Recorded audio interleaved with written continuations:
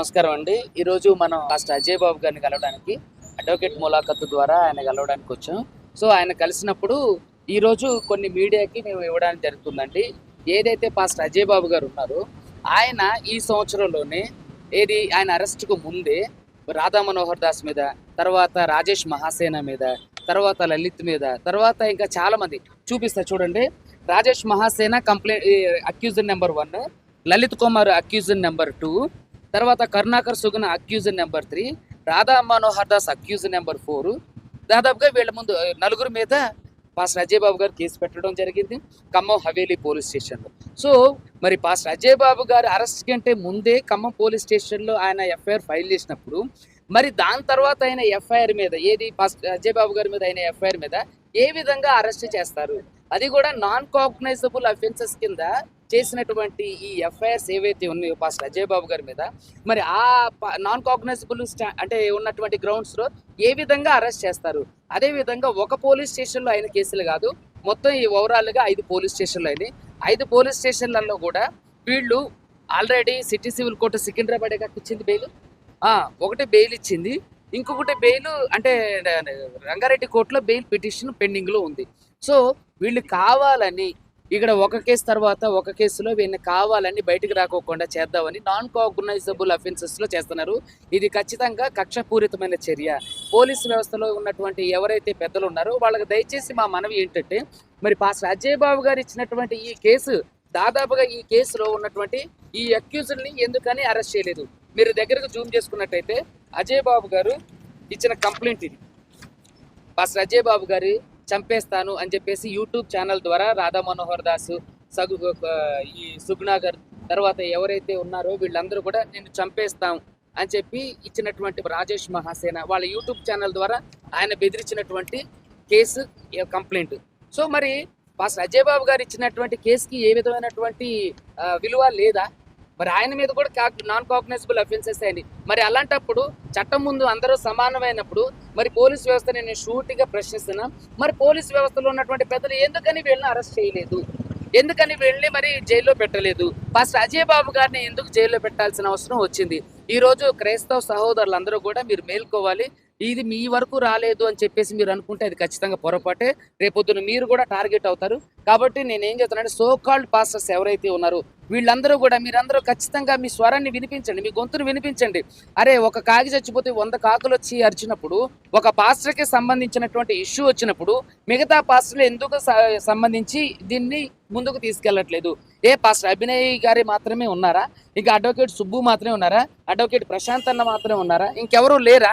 అంటే సమాజంలో క్రైస్తవ చూడండి, నాకు దాదాపుగా రోజుకి 2-3 వేల కాల్స్ వస్తున్నాయి. అందరికీ ఓపికగా వివరించుకుంటూ చెప్తున్నాం. ఈరోజు అక్క సరోజన అక్క డిఎల్ఎస్ఏ నుంచి, అంటే తెలంగాణ లీగల్ సర్వీస్ అథారిటీ నుంచి ఇప్పటి వరకు కూడా మంచినీళ్లు దాకుండా పొద్దున్న నుంచి అడ్వకేట్ ములాఖాతుకు వస్తే కావాలని అజయ్ బాబు గారి కేసులో, ఎస్పెషల్లీ అజయ్ బాబు గారి కేసులో మీరు ములాఖాత్ అనేవి నార్మల్గా ఎవరికి ఇవ్వడం లేదు. అడ్వకేట్ ములాఖాతు కూడా నన్ను దాదాపుగా 2 గంటలు కూర్చోబెట్టిన తర్వాత నాకు అడ్వకేట్ ములాఖాత్ ఇవ్వడం జరిగింది. అంటే ఇక్కడ ఏం జరుగుతుంది? అందరికీ అంటే ప్రిజనర్స్కి హక్కులు లేవా? ప్రిజనర్స్ని అంటే డిఎల్ఎస్ఏ నుంచి కానివ్వండి, లేదంటే అడ్వకేట్స్ కానీ కలవాలంటే గంటలు వెయిట్ చేయాలా? అంటే ఇది కక్ష సాధింపు చర్య కదా? అడ్వకేట్లకి ఖచ్చితంగా కోర్టు ఇస్తున్నటువంటి రైట్ ములాఖాత్ అనేది. మీరెవరు గంటలు వెయిట్ చేయించడానికి? ఎవరు కూడా పాస్టర్ అజయ్ బాబుకి సపోర్ట్ చేయకుండా ఉండడం కోసం చాలా వరకు ప్రయత్నాలు జరుగుతున్నాయి. పాస్టర్ అజయ్ బాబుని ఎట్టి పరిస్థితుల్లో బయటకు తీసుకొస్తాం ఖచ్చితంగా. ఒకవేళ మేము కోర్టు తరపు నుంచి నేను లేకపోయినా సరే, అంటే మనిషిగా, ఒక మానవత్వం కలిగిన మనిషిగా తన కోసం, హ్యూమన్ రైట్స్ వైలేషన్ కోసం మేము పోరాటం చేస్తాం. అయితే ఈరోజు నేను సూటిగా ప్రశ్నించేది ఏంటంటే, మరి పాస్టర్ అజయ్ బాబు గారు పెట్టినటువంటి కేసులో ఉన్నటువంటి అక్యూజ్డ్ నెంబర్ 4 ఎవరైతే ఉన్నారో మరి వీరిని కూడా అరెస్ట్ చేయాలి. వీరికి కూడా న్యాయం సమానమని నిరూపించాలి. అదేవిధంగా క్రైస్తవుల మీద జరుగుతున్నటువంటి దాడుల్ని ఖచ్చితంగా ప్రతిఘటించాలి. దీనికి చట్టాలు కఠినమైనటువంటి శిక్షలు అమలు చేయాలి. ఏదైతే కమ్యూనల్ భావజాలాలకు సంబంధించి రెచ్చగొడుతున్న రాధా మనోహర్ దాస్ అయితే క్రిస్టియన్స్ సంబంధించిన ఐడల్స్ మీద ఉచ్చబోయిండి అని చెప్పి డైరెక్ట్గా మాట్లాడడం జరిగింది. మరి అలాంటి బుద్ధి తక్కువ వాళ్ళని ఈ చట్టం ఏం చేస్తుంది? పోలీసులు ఏం చేస్తున్నారు? వాళ్ళని ఎందుకు అరెస్ట్ చేయట్లేదు? పాస్టర్ అజయ్ బాబు గారు అలాంటి జిగుప్సాకరమైన మాటలు, అన్పార్లమెంటరీ లాంగ్వేజ్ అయితే యూజ్ చేయలేదుగా. ఈ కరుణాకర్ సుగుణ లాంటి వాళ్ళు, రాజేష్ మహాసేన లాంటి వాళ్ళు, వీళ్ళందరూ కూడా మీరు ఎందుకని ఎఫ్ఐఆర్ అయినా సరే అరెస్ట్ చేయట్లేదు? సో దయచేసి మీరు చూడండి, ఈరోజు క్రైస్తవులు సమాజంలో నాట్ ఓన్లీ క్రైస్తవులు, ముస్లిమ్స్ కూడా ఇప్పుడున్నటువంటి 2 తెలుగు రాష్ట్రాల్లోనే కాదు భారతదేశంలో ప్రమాద స్థాయిలో ఉన్నారు. దయచేసి మీరందరూ బయటికి రండి, మీ వాయిస్ని వినిపించండి. తప్పకుండా మీలో ఒకరు ఇలా జరిగినప్పుడు మీరు కూడా తప్పకుండా దీన్ని ఖండించండి. ఇలాంటి విషయాలు ఇంకోసారి పునరావృతం కాకుండా క్రైస్తవులు ముస్లింలు అందరూ ఏకం కండి. మీ అందరి కోసం మేము ఉన్నాం. ఖచ్చితంగా మా అవసరం ఉన్న ప్రతి ఒక్కళ్ళు మమ్మల్ని సంప్రదించవచ్చు. నా ఫోన్ నంబర్ 8499842988. ఖచ్చితంగా మీకు ఎవరికి ఎటువంటి సంబంధం లీగల్గా చెప్తున్నాం, ప్రత్యేకంగా లీగల్కి సంబంధించినటువంటి ఇష్యూ ఏది వచ్చినా సరే మమ్మల్ని అప్రోచ్ అవ్వండి. మా అక్కగారు బెయిల్ గురించి రేపు ఆల్రెడీ ఒక కేసులో ఒక కోర్టులో బెయిల్ వచ్చిందండి, ఇంకో కోర్టులో బెయిల్ రావాలి.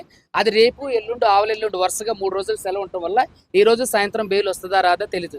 ఇది ఒకవేళ కుట్రపూరితంగా జరిగితే మాత్రం ఆఫ్టర్ 4 days తర్వాతే మన అజయ్ బాబు గారికి బెయిల్ రావడం జరుగుతుంది. పాస్టర్ అజయ్ బాబు గారికి ఏమంటే నేను అడిగా, ఏమంటే మిమ్మల్ని ఏమైనా తిట్టారా కొట్టారంటే మొదటి రోజు మాత్రం బూతులు తిట్టారు, అసహ్యమైన మాటలు మాట్లాడారు, నన్ను బాగా హెయిర్ అంతా ట్రిమ్ చేసేసారన్న, గుండు గీకించండి వీడికి బుద్ధి వస్తుందని చెప్పి అసహ్యంగా మాట్లాడి బూతులు తిట్టారన్న. ఈ రోజు అడిగితే అలాంటిది ఏం లేదన్న, అంత పర్లా బాగానే ఉన్నారు, ఇప్పుడు సెటరేట్ అయ్యారు.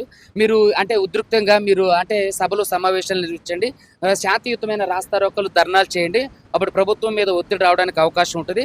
సో మనల్ని ఈజీగా విడుదల చేయడానికి అవకాశం ఉంటుందని చెప్పారు. ఒక నాన్ కాగ్నైజబుల్ అఫెన్స్లో పోలీస్ స్టేషన్లో 41 CRPC ఇచ్చి పంపించే కేసులలో అరెస్ట్ చేసి బెయిల్ కోసం వెళ్ళేంత వరకు చేస్తున్నారంటే చూడండి, క్రైస్తవుల మీద ముస్లిమ్స్ మీద ఎంతటి కక్ష సాధింపు చర్యలు చేస్తున్నారనేది మీడియా ముఖంగా ప్రజలందరికీ తెలియజేస్తున్నారు.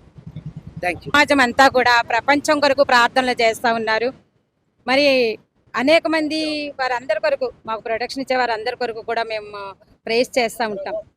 కానీ మమ్మల్ని ఈ విధంగా అజయ్ బాబుని టార్గెట్ చేయడం, లేకుంటే కొంతమంది పాస్టర్ని టార్గెట్ చేయడం ఇది పద్ధతి కాదని నేను voice of Jesus gospel team నుంచి నేను పిలుపునిస్తున్నాను. ఏంటంటే ఈరోజు ఆయనకు జరిగింది రేపు ఇంకొకరికి జరగవచ్చు, కాబట్టి అందరూ కథం తొక్కు ముందుకు రావాలి. ఒక విషయం ఏంటంటే రాధా మనోహర్ దాస్ ఏంటి, ఇంకొకరేంటి, బైబిల్ని తొక్కండి, దాని మీద వచ్చపోయండి అన్నారు. మరి మా మనోభావాలు దెబ్బతిన్నాయి. అయినా మేము ప్రేమించి ఆ వాక్ నిమిత్తమే విడిచిపెట్టిన అయినా కేసులు పెట్టాం. దాన్ని ఎందుకు తీసుకోవట్లేదు? మరి అంత స్పష్టంగా అంత జుగుప్సాతనంగా మాట్లాడుతున్నప్పుడు మా ఆడవాళ్ళకి వినడానికే అదొకలాగుంది. అసలు అలాంటి ఉద్దేశం ఉన్నప్పుడు మరి వాళ్ళ మీద ఎందుకు కేసులు పెట్టినా కానీ ఎందుకు తీసుకోలేదు యాక్షన్ అనేది నేను అడుగుతున్నాను. ఎందుకంటే క్రిస్టియన్ కమిటీ మహిళా అధ్యక్షురాలుగా నేను మాట్లాడుతున్నాను ప్రొటెక్షన్ కమిటీ నుంచి.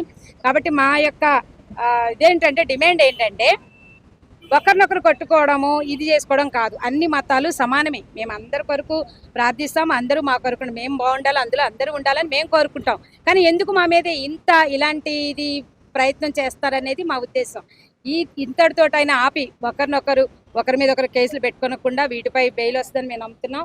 వచ్చింది కూడా, తమ్ముడు కూడా సేఫ్గా ఉన్నాడు లోన, అంతా హ్యాపీగా ఉన్నాం, పర్వాలేదు. కానీ మీరు అందరూ కూడా మాకు సహకరించండి. పాస్టర్స్ ఏంటి, మరి అనేక మంది క్రైస్తవ లోకమా మేల్కొని ఇలాంటివి అయినటువంటి ఉద్దేశపూర్వకంగా కలిగినటువంటి వాటి మీద జరుగుతున్నటువంటి దాడుల్ని మీ అందరూ ఖండించాలని మనస్ఫూర్తిగా నేను కోరుకుంటున్నాను. Thank you so much.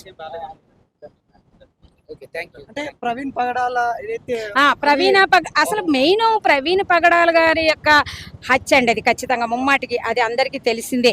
ఎందుకంటే ఈరోజు మేము ఆర్టీవీలో చూసాము, ఏమనంటే అవును ఆ బైక్ ఆయనది కాదని, ఆ పర్సన్ ఆయన కాదని తెలుస్తూనే ఉంది అని వాళ్ళు చెప్తూనే ఉన్నారు ఇంటర్వ్యూలలో. అంటే ప్రతి ఒక్కరికి తెలుసు అది బైక్ అయినది కాదు, పర్సన్ అయిన కాదు, అవన్నీ వస్తున్నాయి. కానీ అవన్నీ బయట పెట్టేటప్పుడు ఎవరు పెట్టాలంటే చట్టం పెట్టాలి, పోలీసులు పెట్టాలి. వాళ్ళు పెట్టే వరకు మేము ఓపికగా ఉంటాం. కానీ అది ఎందుకు లేట్ చేస్తా ఇలాగా అజయ్ బాబు మీద డైవర్ట్ చేసేస్తే ఇది పోతుంది అనే ఉద్దేశంతో వాళ్ళు డైవర్ట్ చేశారు. ఇది ఏంటంటే పక్కా పగడాల ప్రవీణ్ గారి ప్లీ ప్యాండ్ మీద జరిగిన హత్యా ప్రయత్నం అది త్వరలోనే బయటకు వస్తుంది. చట్టం ఏమి కళ్ళు మూసుకోలేదు, అందరికీ చుట్టమే, అందరికీ మంచి చేసే నమ్మకం నాకుంది. కాబట్టి మా అందరికీ ఉంది. అందుకే మేము ఓపికగా ప్రార్థనలు చేస్తున్నాం. తప్పకుండా దేవుడు కార్యం చేస్తాడు. మనుషుల నుండి తప్పించుకోగలరేమో కానీ దేవుని దృష్టి నుండి ఎవరు తప్పించుకోలేరు, ఆ తీర్పు నుండి ఎవరు తప్పించుకోలేరు అని నేను మనవి చేస్తా ఉన్నాను. Thank you so much.